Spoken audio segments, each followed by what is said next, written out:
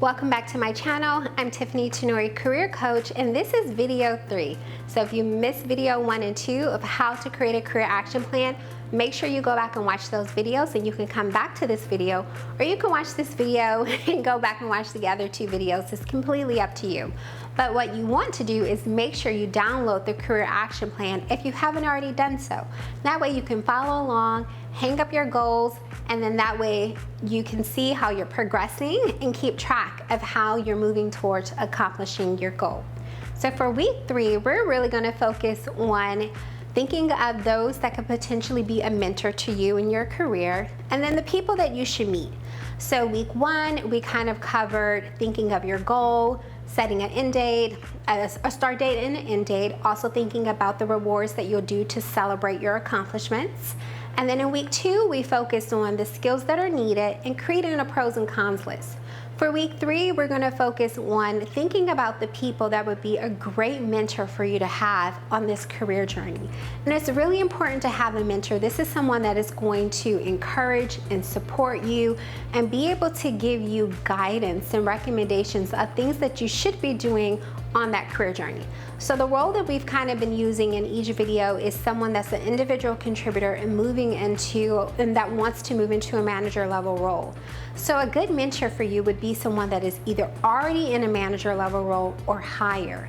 And so when you're thinking of, I want you for this week to think of maybe a few people that you can add on your mentors list, and then work on scheduling some coffee chats with them. And the reason why I say coffee chats, not just think of someone in your mind and then move forward, unless you just know for sure, like this is the person that you want to be your mentor. But it also depends on their availability and bandwidth. If they don't have the bandwidth, they may not be the great mentor for you. So I want you to at least think of 3 people, make that list, schedule some coffee chats, and have a conversation with them just to see, how you are vibing with them, but then also understanding of their bandwidth and if they may be the right person to be a mentor for you. And maybe if they're not, they may have a recommendation of someone that you can then add to your list and schedule a coffee chat with to see. So that's what I want you to focus on for week 3, thinking of at least 3 people and getting some coffee chats scheduled. The next thing that I want you to do is to think of other people that you can meet.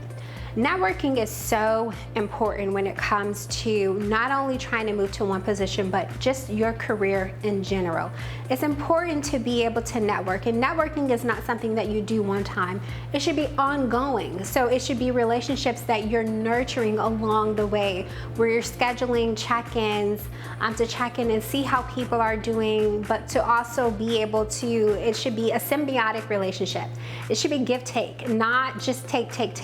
And so it should be something where you both are benefiting from this particular relationship.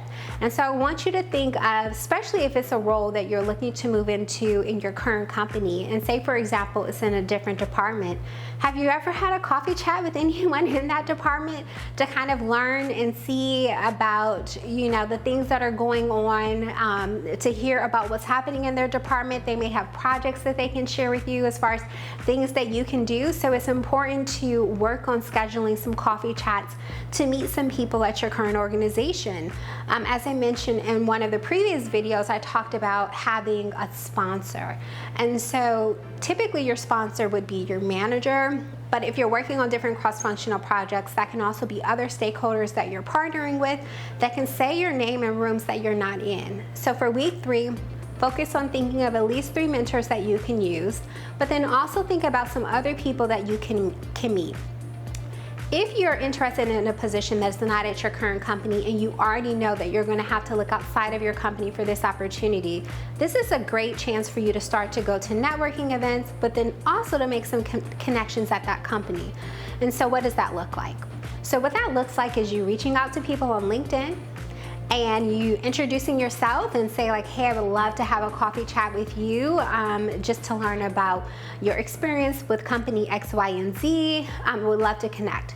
Now, will everybody be responsive to your requests? They won't. But I recommend that you at least reach out to a few people, because some people are open to networking and building those relationships. I think it's all about how you go about introducing the idea. So focus on doing that, thinking of people that you can meet, whether they're in your company or outside of your company, and then also think about networking events that you can attend. So I know I've already kind of booked up your entire calendar with these requests and coffee chats and meeting people, but you know what schedule works best for you. So although I've given you a lot of things for you to add to your calendar for this week, you space it out based on what works best for your schedule. So work on doing those things, and I'll see you in the last video.